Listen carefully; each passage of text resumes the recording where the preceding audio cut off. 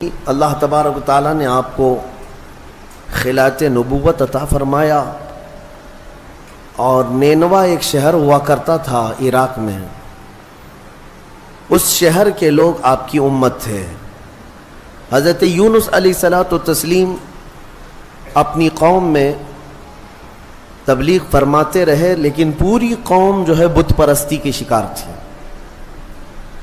اور آپ کی تبلیغ سے کوئی ایک بھی مسلمان ہونے کو تیار نہیں. یونس علیہ السلام مسلسل انہیں سمجھاتے رہے، اللہ تعالیٰ کی طرف بلاتے رہے. پھر ایک وقت ایسا آیا کہ حضرت یونس علیہ السلام نے اللہ رب العزت کی بارگاہ میں عرض کیا کہ مولا، یہ میری قوم سنتی نہیں ہے، یہ راہ ہدایت پر آنا ہی نہیں چاہتی. میں انہیں کتنے دنوں سے تبلیغ کر رہا ہوں اور تیرے راہ کی طرف بلاتا ہوں، مگر ان میں سے کوئی نہیں آتا. اللہ عز و جل نے فرمایا، یونس بس ٹھیک ہے، اپنی قوم کو بشارت سنا دو عذاب کی، کہ بس 3 دن کے بعد خوفناک عذاب آئے گا اور اس میں وہ سب ہلاک و برباد ہو جائیں گے. حضرت یونس علیہ السلام اپنی قوم میں آئے اور اپنی قوم سے آخری مرتبہ کہا کہ دیکھو، اللہ عز و جل کی طرف سے مجھے یہ وحی آئی کہ اب اللہ تعالیٰ اس بستی پر عذاب نازل فرمائے گا، اور ایسا عذاب کہ تمہارے ساری نشانیاں ختم ہو جائیں گی. تو قوم میں بہت سارے لوگوں نے مذاق اڑایا کہ یہ ایسے ہی ڈرا رہے ہیں، بات کچھ ہے نہیں. لیکن ان میں سے جو عقل والے لوگ تھے، بوڑھے لوگ تھے، انہوں نے کہا، ہم نے آج تک یونس کو کبھی جھوٹ کہتے ہوئے نہیں سنا علیہ الصلاۃ والتسلیم. حضرت یونس علیہ السلام یا کوئی بھی نبی ہو، اعلان نبوت سے پہلے یا بعد میں کبھی انبیاء سے کوئی گناہ سرزد نہیں ہوتا. تو سارے لوگوں نے کہا، ہم نے آج تک انہیں کبھی جھوٹ بولتے ہوئے نہیں سنا یا مذاق کرتے ہوئے بھی نہیں دیکھا، تو بھلا کیوں ہمارے ساتھ ایسی بات کہیں گے. سوچو بچار میں تھے. پھر فیصلہ یہ کیا قوم نے کہ دیکھتے ہیں، 3 دن کا انہوں نے ٹائم دیا. اگر وہ 3 دن تک ہماری بستی میں ہی رہتے ہیں تو اس کا مطلب ہے یہ انہوں نے ایسی ڈرانے کے لیے کہا، اور اگر وہ نہیں رہتے ہیں بستی میں تو اس کا مطلب ہے کہ عذاب آئے گا. اور ہوا ایسی ہی. حضرت یونس علیہ السلام نے اپنی قوم کو ڈیٹ بتا دی، دن بتا دیا کہ اس دن تک عذاب آئے گا. اس سے پہلے حضرت یونس علیہ السلام بستی چھوڑ کر چلے گئے. اس بستی میں آپ نے قیام نہیں فرمایا. جس بستی میں عذاب آنے والا ہو، اللہ کے نبی نہیں رہتے. ہاں، جن بستیوں میں عذاب آیا ہے وہ نبیوں کے جانے کے بعد آیا ہے. نبی کے ہوتے ہوئے کسی قوم پر عذاب کبھی نہیں. ہاں، کہ نبیوں کو بھی اس عذاب میں آنا ہوا ہو، نہیں، ایسا نہیں ہے. حضرت یونس علیہ السلام پہاڑیوں میں چلے گئے. اب بستی کے لوگوں نے دیکھا 1 دن باقی تھا جو میعاد کا تھا، جو بتایا ہوا تھا. تو لوگوں نے صبح اٹھ کر کے دیکھا تو آسمان پر گھنے بادل چھائے ہوئے ہیں، ڈر کا ماحول ہے، اور پوری بستی میں ایک عجیب سی کیفیت طاری ہے، یعنی سناٹا طاری ہے اور ہو کا عالم ہے. آسمان پر گھنگور گھٹائیں چھائی ہیں اور ڈراؤنی شکل کی بدلیاں. تو لوگ ڈر گئے اور کہا، یونس علیہ السلام سچ کہتے تھے، اللہ کا عذاب آنے والا ہے. ہم جس بت پرستی میں تھے اس سے ہمیں توبہ کرنا ہوگا. تو سارے کے سارے لوگ اپنے اپنے گھروں سے نکل آئے، بچے، بوڑھے، جوان، مرد، عورتیں، سارے کے سارے میدان میں جمع ہوئے اور رونے لگے، گڑ گڑانے لگے، توبہ کرنے لگے اللہ کی بارگاہ میں. اور پھر سبوں نے مل کر کے کہا، اے رب ذوالجلال، ہم اپنے پرانے تمام بتوں کو ختم کرتے ہیں، تو ہی ہمارا خالق ہے، تو ہی ہمارا رب ہے، ایک تیری وحدانیت پر ہم یقین کرتے ہیں. اور اللہ رب العزت کی وحدانیت کے وہ قائل ہوئے، ایمان لائے. تو پھر اس کے بعد اللہ تبارک و تعالیٰ قرآن میں ارشاد فرماتا ہے، لما آمنوا کشفنا عنہم العذاب. جب وہ لوگ ایمان لے آئے تو اللہ تعالیٰ نے اپنا عذاب ان سے ہٹا لیا. جو عذاب آ چکا تھا وہ ٹل گیا. بہت کم ایسا تاریخ میں ملا ہے کہ عذاب آیا ہو اور ہونے سے پہلے پھر چلا گیا ہو، لیکن جب بھی عذاب ٹلا ہے تو وہ توبہ کی برکت سے ٹلا ہے۔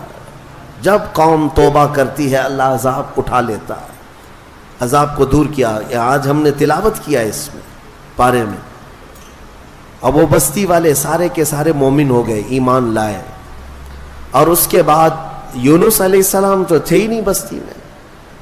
انہوں نے دیکھا، رات کو وہ محسوس کر رہے تھے کہ عذاب آنے والا ہے، آنے والا ہے، دور بیٹھ کر کے آپ دیکھ رہے تھے، لیکن پھر دن گزرتے ہی عذاب ٹل گیا، آسمان صاف ہو گیا، تو حضرت یونس علیہ السلام کے دل میں یہ خیال گزرا کہ اب واپس اگر میں بستی میں جاؤں تو کہیں لوگ مجھے جھوٹا نہ کہیں، میں نے اللہ کے عذاب سے انہیں ڈرایا تھا اور دن بھی بتایا تھا، عذاب نہیں آیا تو کہیں لوگ مجھے جھوٹا نہ کہیں۔ اس لیے یونس علیہ السلام اپنی بستی میں جانے کی بجائے ایک لمبے سفر پر چل پڑے، اپنی قوم کی طرف نہیں آئے۔ انہوں نے کشتی میں سواری کی اور نکل پڑے، ان کا ارادہ تھا بہت دور دراز علاقے میں چلا جاؤں گا۔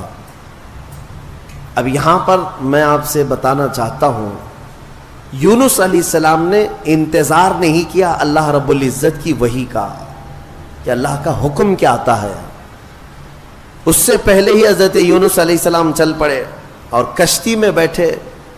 کشتی جب بیچ میں دریا میں پہنچی تو رک گئی، چلتی نہیں تھی، یا تو ہچکولے کھاتی یا تو ڈوبنے کے آثار نظر آتے ہیں۔ اور اس زمانے میں یہ مشہور تھا کہ اگر کسی کا بھاگا ہوا غلام کشتی میں سوار ہے تو کشتی آگے نہیں بڑھتی ہے، بیچ دریا میں پہنچ کر کے کشتی رک جایا کرتی، اس زمانے میں یہ مشہور تھا۔ تو جب کشتی بیچ دریا میں رکی تو لوگوں نے جو سوار تھے کہنا شروع کیا کہ لگتا ہے اس کشتی میں کوئی بھاگا ہوا غلام ہے، جس کی وجہ سے کشتی نہ آگے بڑھتی ہے اور بلکہ ڈوبنے جیسے آثار نظر آتے ہیں۔ حضرت یونس علیہ السلام نے ان سب کے سامنے کہا، ہاں میں وہ غلام ہوں جو اپنے رب سے بھاگ کر آیا، میں ہی ہوں، انتظار کیے بغیر آ گیا ہوں، لیکن آپ کی شرافت دیکھ کر کے لوگوں نے آپ کے ساتھ اچھا معاملہ کیا، لیکن ہوتا یہ تھا کہ جو بھاگا ہوا غلام ہے اسے اٹھا کر کشتی سے سمندر میں پھینکا جاتا تھا، تب کشتی آگے بڑھتی تھی۔ اب بیچ دریا میں ہے، لوگوں نے یہ کہا کہ نہیں، یونس علیہ السلام چہرے سے اتنے شریف ہیں، اخلاق کے اتنے اعلیٰ ہیں، یہ ایسا نہیں کر سکتے، لہٰذا کشتی میں بیٹھے ہوئے سارے لوگوں نے قرآن اندازی کی کہ جس کا نام نکلے گا اس کو سمندر میں ڈالا جائے گا، اس کو دریا میں ڈال دیا جائے گا۔ تو قرآن میں حضرت یونس علیہ السلام کا ہی نام نکلا، جب قرآن اندازی کی گئی ان کا ہی نام نکلا۔ پھر بھی کشتی والوں نے کہا دل نہیں مانتا ہے کہ اتنے اعلیٰ اخلاق والے، اتنے حسین چہرے والے کسی نیک آدمی کو دریا میں ڈال دیا جائے۔ پھر دوبارہ قرآن اندازی کی گئی، دوسری بار جب قرآن اندازی کی گئی تو پھر یونس علیہ السلام کا نام آیا، تیسری بار قرآن اندازی کی گئی پھر حضرت یونس کا نام آیا، تو مجبوراً سب لوگوں کا اتفاق ہوا، حضرت یونس علیہ السلام کو اٹھا کر کے دریا میں ڈال دیا گیا۔ یہ حضرت یونس علیہ السلام کا دریا میں جیسے ہی ڈالا جانا تھا، دریا میں موجود ایک بہت ہی بڑی قسم کی مچھلی نے منہ کھولا اور آپ کو نگل لیا۔ حضرت یونس علیہ السلام کو مچھلی نے نگل لیا۔ اب آپ مچھلی کے پیٹ میں چلے گئے، لیکن ایک بات یاد رکھیں، مچھلی کی غذا بن کر کے نہیں گئے تھے آپ کہ مچھلی نے نبی کو غذا بنا لیا ہو، لقمہ بنا لیا ہو، بلکہ مچھلی کو حکم تھا کہ یہ تیری غذا نہیں ہے، بلکہ یہ میرے نبی کی امان گاہ ہے، حفاظت گاہ ہے۔ اور مچھلی کے پیٹ میں یونس علیہ السلام گھنٹہ، 2 گھنٹہ، 3 گھنٹہ، دن، 2 دن نہیں، 40 دن تک رہے، 40 دن تک مچھلی کے پیٹ میں رہے، اور وہ دریا میں آپ کو لے کر گھومتی رہی۔ مچھلی کے پیٹ میں اندر رہنا کیا یہ ممکن ہے یا ناممکن ہے؟ میرے عزیزوں، آپ کو حیرت ہوگی، تھوڑا سا آپ مطالعہ کریں اور سرچ کریں تو آپ کو پتا چلے گا آج کی دنیا میں بھی سائنس میں یہ ریسرچ سے ثابت ہوا ہے. 2 ایسے لوگ ملے جن کو ویل مچھلی نے نگل لیا تھا. ایک شخص 8 دن کے بعد باہر نکلا, ایک آدمی 3 دن کے بعد باہر نکلا, لیکن دونوں زندہ نکلے. یہ اس صدی کی بات کر رہا ہوں میں, اس زمانے کی. اور یونس علیہ السلام تو اللہ کے نبی ہیں, لیکن بات اتنی ہے کہ مولا جس کو جہاں چاہے محفوظ رکھے, یہ وہ قادر مطلق ہے. 40 دن تک اندر رہے. اس مچھلی کے پیٹ میں جو چیز ہوتی ہے وہ کیا ہوتی ہے؟ ایک راستہ ہوتا ہے, پھسلنے والا راستہ جو چربی کی طرح ہوتا ہے, اور اندر جانے کے بعد ایک بڑا گھر کی طرح سے اس کا پیٹ. بس یہ ہے کہ نرم ملائم گھر تو ہوتا ہے, لیکن روشنی کہیں سے نہیں ہوتی, بالکل اندھیرا. باقی سب آرام کی چیزیں ہیں.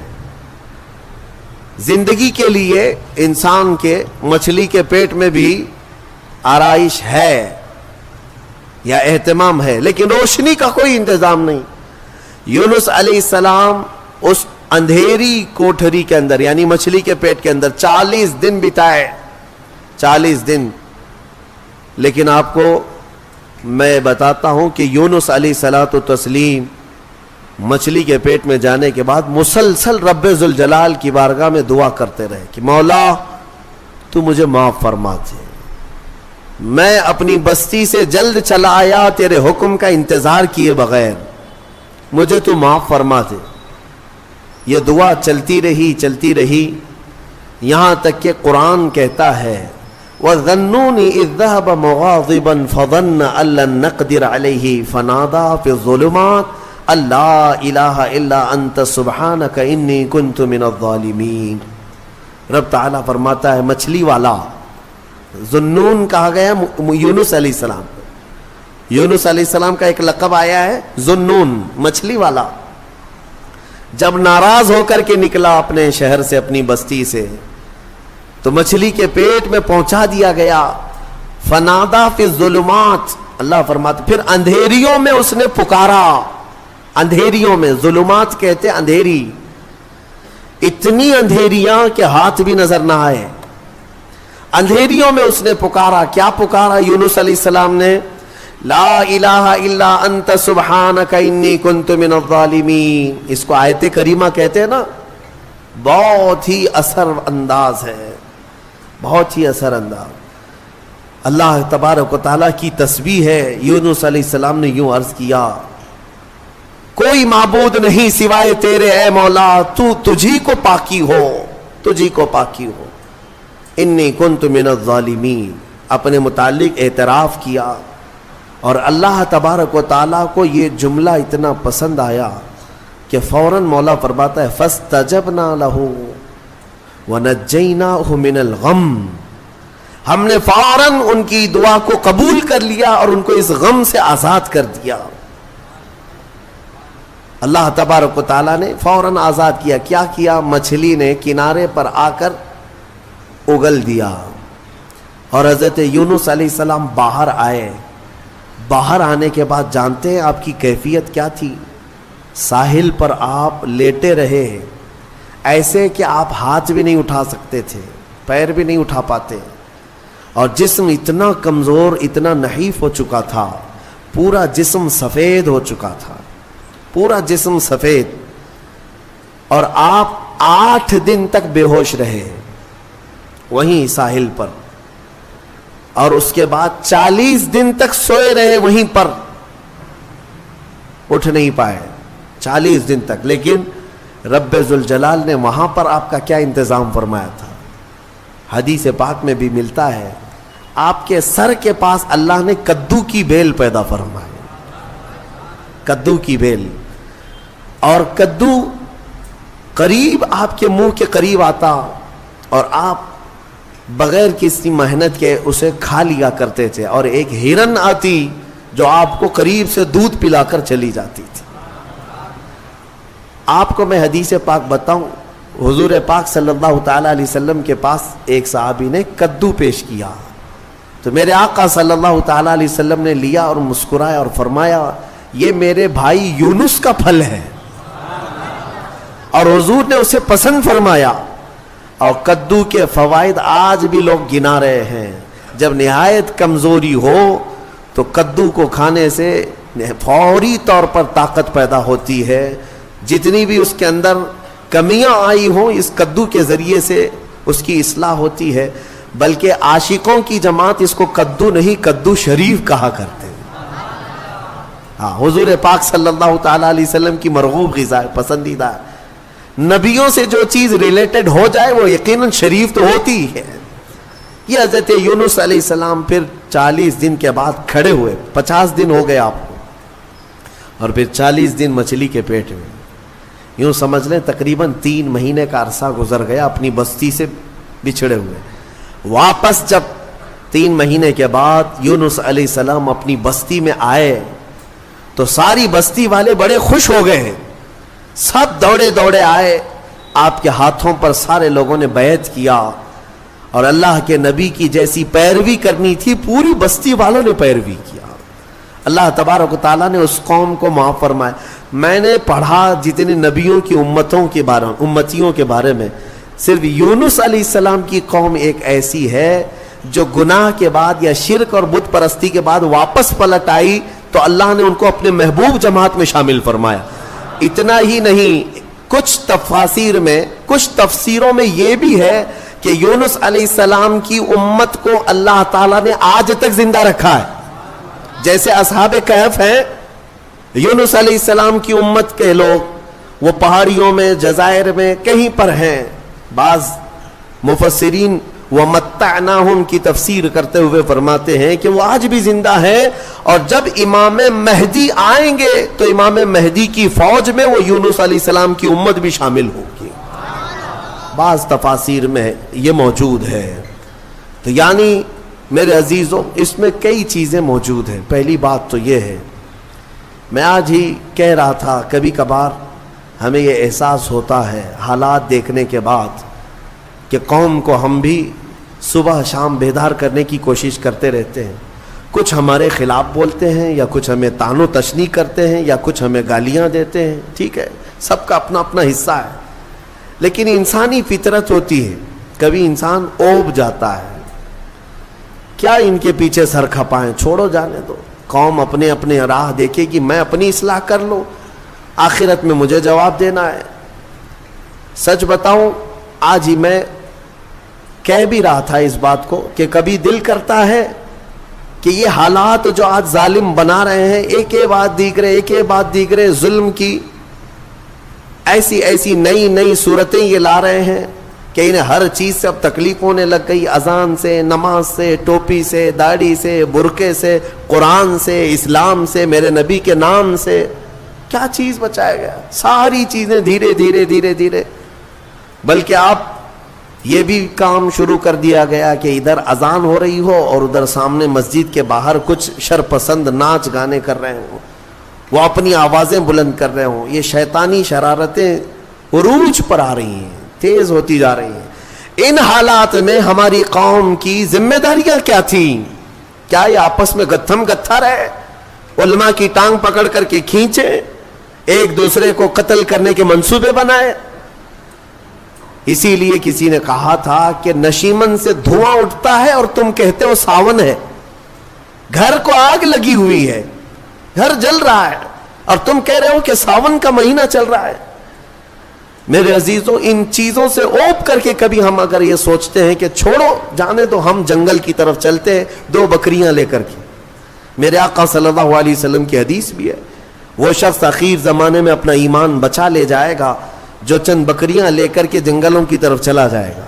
کبھی ہم یہ سوچتے ہیں، لیکن پھر سورہ یونس پڑھنے کے بعد یہ پتا چلتا ہے نہیں، اللہ کا حکم ہے کہ پھر قوم کو کس کے حوالے چھوڑ آئے تھے. اگر اس بات پر پکڑ ہو گئی، وہ اللہ کے نبی یونس علیہ السلام کو اللہ تبارک و تعالیٰ نے 40 دن مچھلی کے پیٹ میں اندھیریوں میں گزروایا، صرف اس لیے کہ وہ قوم کو چھوڑ کر کے آئے تھے. ہاں، علماء کو قوم کو چھوڑ کر جانے کی اجازت بھی نہیں ہے.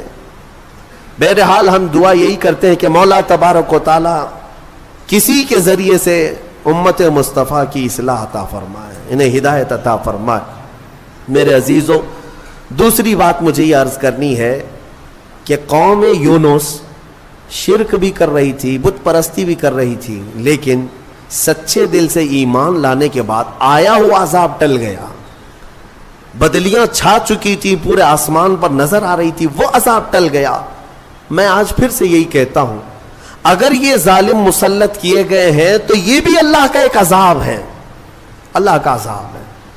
تمہارے سروں پر اگر نیچ قسم کے لوگوں کو مسلط کیا جا رہا ہے تو یہ عذاب ہے، اور عذاب ٹلنے کے لیے توبہ ضروری ہے۔ اجتماعی طور پر اگر آج بھی لوگ توبہ کی طرف آ جائیں اور سچے دل سے اپنے اخلاق اور اپنے اعمال کی اصلاح کر لیں تو مجھے امید ہی نہیں بلکہ یقین ہے کہ مولا ان ظالموں کو کیفر کردار تک پہنچائے گا اور پھر تمہیں کھویا ہوا وقار ضرور عطا فرمائے گا۔ بزرگوں نے ہمارے فرمایا ہے کہ ہمیں واپس ملے گی ساری چیزیں، لیکن شرط یہ ہے ان کنتم مؤمنین، تم سچے ایمان والے تو ہو جاؤ، حضور پاک صلی اللہ تعالی علیہ وسلم کے قدموں کی طرف تو آ جاؤ۔